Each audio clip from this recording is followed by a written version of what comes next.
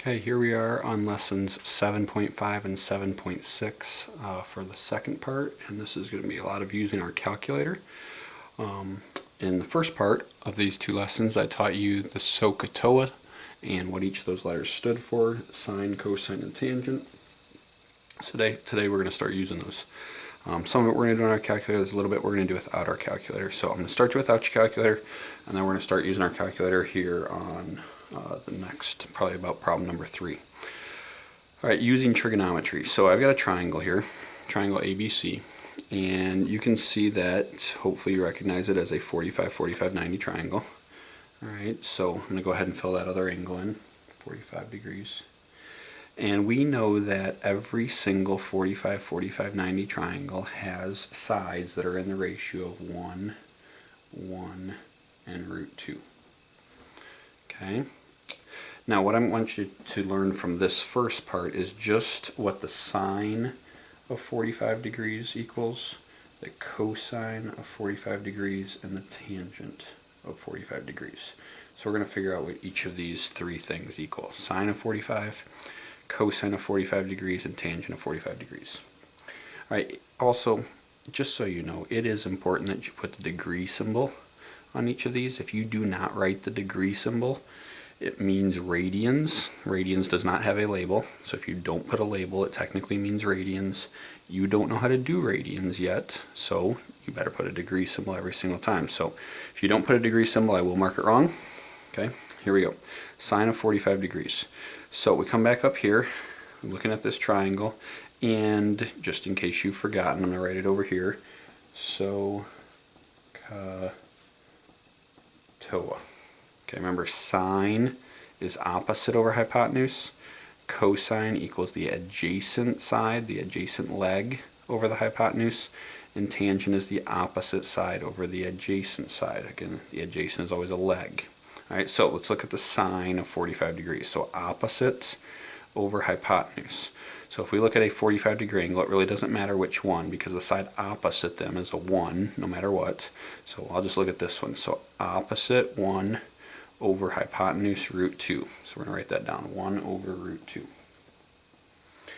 Now, by now we know we're not allowed to leave that root in the denominator. So we're going to multiply by root 2 over root 2.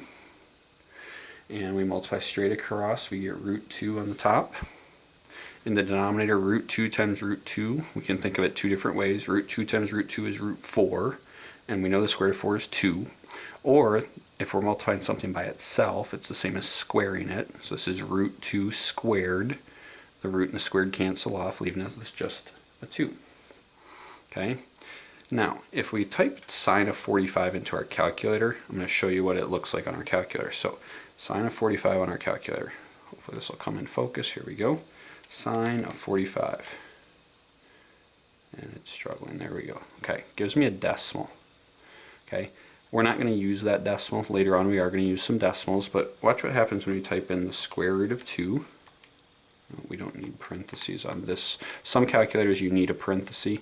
Now, let me clear this out and show you one thing. If your calculator has that kind of flashing box under the root and you type the 2 in, then before I type in the divided by 2, if we look back at our paper here, this division by 2 is not under a root. Okay, so I don't want the divided by 2 to be under the root. So to do that, I have to hit my right arrow button right here. Okay, so if I hit this right arrow button, you'll notice that it moves out from under the root now. So now I divide by 2. Okay. Now some of you, your calculator might be an older version of the calculator. When you type in, it's going to do this. It's going to have a square root sign, and then there's automatically going to be a parentheses. So then you're going to type in the 2 and close the parentheses before you hit the divided by 2 thing. Okay, so some of you are going to need to type it in that way on your calculator. If you type it in like this, well, like this here, your calculator is going to do 2 divided by 2 first, which is 1, and it's going to take the square root of 1, which is 1. That's not what we want. So type it in this way. If you have an older operating system, if you have the newer operating system, which is what this calculator has, you're just going to look like this. You're going to hit enter though. Notice how these are the exact same? Okay. We want this answer, this exact answer, not the decimal. We are going to use decimals on some things later on, but if we can come up with an exact answer, we're going to use it. So sine of 45 is root 2 over 2. Okay, let's go to cosine of 45. So the cosine of 45 is the adjacent side. Remember, AH here. Adjacent side over hypotenuse. So cosine of 45, adjacent is 1 over root 2. So we actually get the same exact answer. Multiply by root 2 on the top and the bottom again. Root 2 over 2. And once again, if I type the cosine of 45 into my calculator, you're going to see we get that same exact decimal. Okay. Tangent of 45. Tangent is opposite over adjacent. So let's come over here to tangent of 45 and let's do opposite over adjacent. 1 over 1, which obviously equals 1. Okay, and if you type tangent of 45 into your calculator, it's going to give you 1. All right. So now, later on, we're going to use decimals. On these types of special degrees, remember 45, 45, 90, and 30, 60, 90 were called special right triangles. I never want you to use decimals on those. Okay, I want you to actually go through and solve them using this type of process if you're ever asked to find the sine of 45, the cosine of 45, or the tangent of 45. Don't use your calculator. Okay, so let's come over here and look at a 30, 60, 90 triangle. Okay, so let's go ahead and let's figure out what the sine of 30 is. Okay, well, first thing we know we need to do is we need to fill in our numbers around this 30, 60, 90 triangle. So across from the 30 is the 1. Across from the 60, which is right here, is the root 3.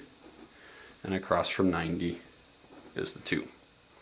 Okay, so let's do the sine of 30 degrees. Remember, the sine of 30 degrees equals the opposite over the hypotenuse. So the sine of 30 is opposite over hypotenuse, so 1 over 2. Okay, and if you type sine of 30 into your calculator, it's going to give you a decimal of 0.5. But I want you to do that. I'll show you enough with your calculator later on. Okay, let's do the cosine of 30. Cosine of 30 degrees. Okay, so the cosine of 30 is adjacent over hypotenuse. So root 3 over 2. Okay, the root's in the numerator. That's fine. We don't have to do anything when it's in the numerator. Back here we had to do something because it was in the denominator. When it's in the numerator, we can just leave it alone. Okay, let's do the tangent of 30 degrees.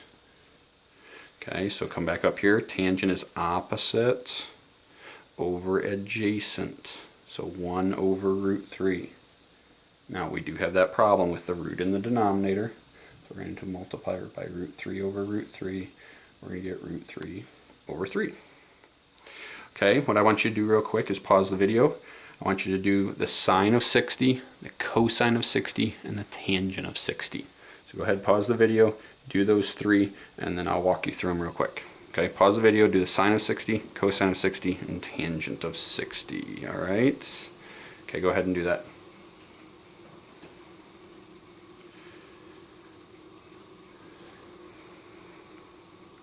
All right, now that you're back, you should have already done this. If you don't do this, you're not helping yourself out because you're not practicing the problems. And you need to know how to do this type of thing for the quizzes and the tests and all that kind of stuff. All right, sine of 60. Okay, come back and look at this triangle. This is my 60-degree angle right here. Sine is opposite over hypotenuse, so root 3 over 2. And some of you who understood that whole thing earlier that I talked about with complementary angles, you should recognize that the sine of 60 is the same exact answer as the cosine of 30, and that makes sense to us. Okay, cosine of 60, adjacent over hypotenuse, so 1 over 2. And then the tangent of 60 is opposite over adjacent, root 3 over 1. Which we can just write as root 3. Okay, so you should get those answers. All right, now we're going to move to another problem. This problem is going to require us to use our calculator. All right, we cannot do this problem without a calculator. And the reason we can't do this problem without a calculator is this is a 32-degree angle. This is not a special angle. It's not 30, it's not 60, it's not 45. So we have to use our calculator to do this type of problem. All right, so here we go. First thing we're going to ask ourselves is, what do I know? What am I looking for? You notice this side here doesn't have any marks on it at all, so we're not going to be using it. So from this 32-degree angle, the opposite side is 11, and next to it, adjacent to it, is x. So if we think about SOHCAHTOA, and I would recommend that anytime you do your homework with trigonometry, take a quiz, take a test, you just write this across the top of your paper so you can just look back at it every time you need to. So the tangent of 32 is the opposite over the adjacent. Well, why did I pick tangent? Because if I picked sine, it would be opposite over hypotenuse. And I don't know the hypotenuse. And they don't ask me to find the hypotenuse, so it doesn't help at all. All right, if I picked cosine, adjacent over hypotenuse. Once again, I don't know the hypotenuse. They didn't ask me to find the hypotenuse, so I'm not going to use it. So opposite over adjacent. So this tangent of 32 degrees, which I'm going to put over 1, equals opposite over adjacent. So 11 over x. Okay, opposite over adjacent. Now, the reason I put it over 1 is so that we can cross multiply. So I'm going to cross multiply. X times the tangent of 32 degrees equals 1 times 11 is just 11. Now I want to get x by itself. Now the tangent of 32 is a number. I don't know what number it is. Okay? My calculator knows, but I don't really care about what that number that is, to be honest with you, because all I'm going to do is divide by that number, the tangent of 32 degrees. And I'm going to do it to both sides of the equal sign. Now these cancel out. So x equals 11 over the tangent of 32 degrees. Now we're going to use our calculator. So we're going to go to our calculator. All right, let me turn this on. Now, just a reminder from the previous one, you have to be in degrees. So if you aren't in degrees, you need to hit your mode button right here.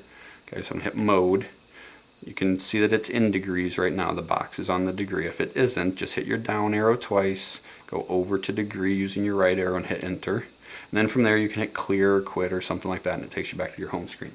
Okay, so I need to type in 11 divided by the tangent of 32 degrees. So I'm going to do that. 11 divided by the tangent of 32. I'm going to close that parentheses.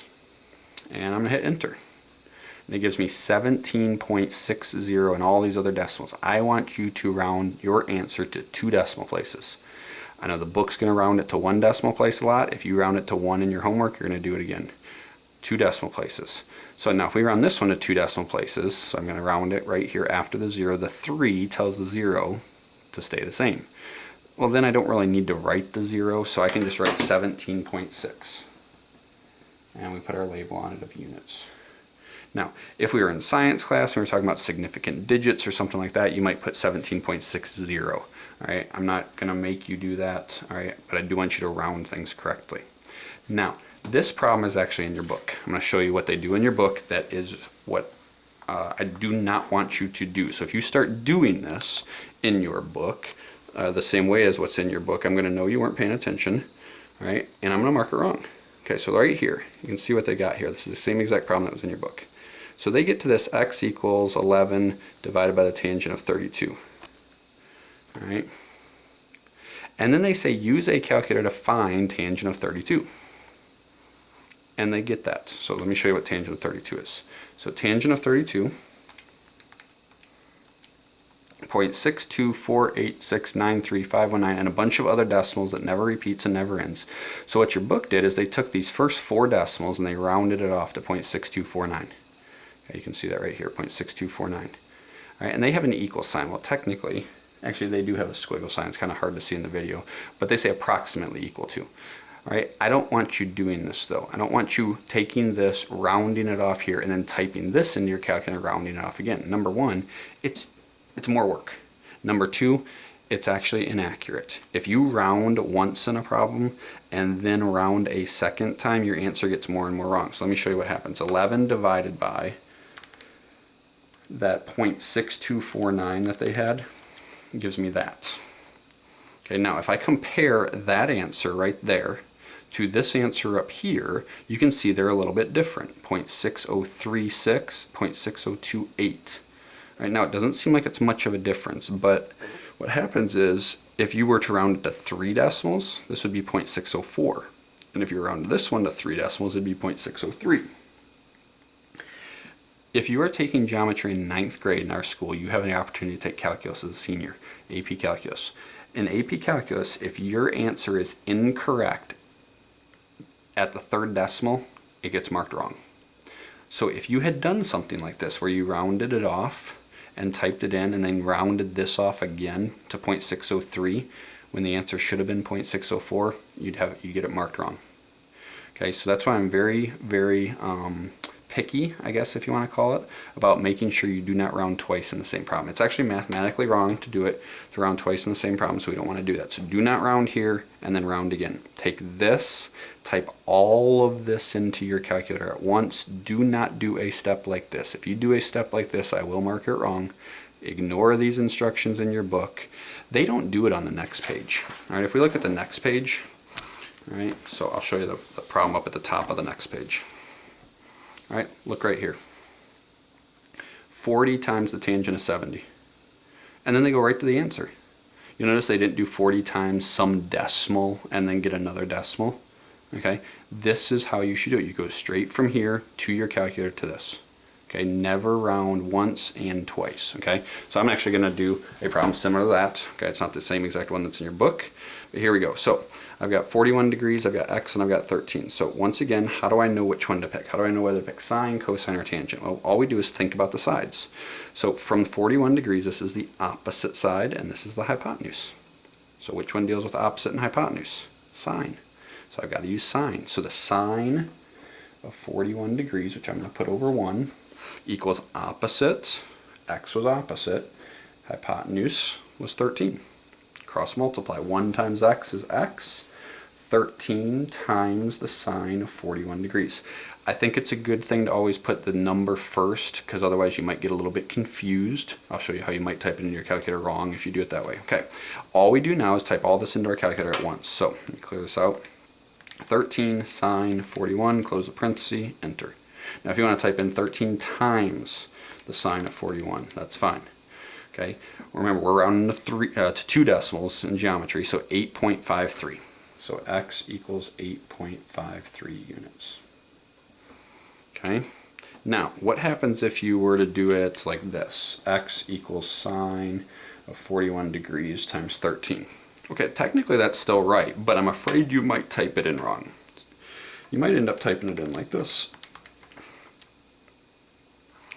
Notice how that's a very different answer. That's because your calculator actually did 41 times 13 first, and it got 561. And then it took the sine of 561, which is definitely not what we want to do. So if you want to do it that way, you've got to close the parenthesis before you hit the times 13, and then you'll get the right answer. Okay, but that's why I recommend always just putting this number out front. Then you don't have to worry about that. You don't make those kinds of mistakes. All right, let's look at another one. I actually want you to try this one. No, we'll do this one together. Then I'll have you try one on your own. Okay, here we go. Once again, I would recommend putting SOHCAHTOA at the top of any paper you're working on. Helps us know what we're dealing with. Okay, so I've got SOHCAHTOA there. I'm looking here. This is the adjacent side. This is the hypotenuse. So we look over here. Which one is adjacent and hypotenuse? That's right, it's cosine. So I'm going to come over here. Cosine 21 degrees over 1 equals adjacent. 14 was adjacent, and the hypotenuse was x. Okay, we're going to cross multiply. X times the cosine of 21 degrees equals 14. I want to get x by itself, so I'm going to divide by the cosine of 21 degrees on both sides. I don't divide by just cosine or just 21. Notice I'm putting the degree symbol everywhere in the problem. If you don't put the degree symbol, it means radians. I'm going to mark it wrong if you start talking about radians. Okay, those cancel out. So x equals 14 over the cosine of 21 degrees. We're not going to type the cosine of 21 degrees in, get a decimal, and then take 14 divided by that decimal, because that can give us an incorrect answer. So 14 divided by the cosine of 21. We type it all in at once. 14.996. Now that's a little bit of a weird one. The 6, this is where we're rounding after the second decimal. 6 tells the 9 to go up. But when it goes up, it becomes a 10. So then this has to go up. And when that goes up, it becomes a 10. So that pushes that all the way up. So if you think about it this way, 99, that 6 bumps it up to a 100, which bumps that all the way up to a 15. So x equals 15. You could put 0.00. You don't really need to. Units. All right. So Now, I'm going to show you what happens once again if you do it incorrectly. So, cosine of 21 is 0.9335804. If I round that to 4 decimals, like the book did, 0.9336. Okay, and I took 14 divided by 0.9336. You notice I get 14.99557. The other one was 0.996. So it's really close, but it's technically wrong. All right. Now, if you're rounding the 2 decimals, in this case, it doesn't matter. You'd get the right answer, but I would still count it wrong if you did something like this. Okay. Don't do that. It's bad math. All right, here we go. This is the one I want you to do on your own. There's both an x and a y in here. So you're gonna have to figure out, well, which one do I use? Do I use sine? Do I use cosine? Do I use tangent? You're gonna do that for x, and then you're gonna do that for y. I'm gonna give you a big hint here. You never wanna do 2 letters at the same time. So opposite, hypotenuse. Those are the 2 letters. Don't use sine, because if I did, it'd say the sine of 50 equals x over y. Well, I can't solve that. Okay, so copy this triangle down, pause the video, attempt it, then come back and check your work.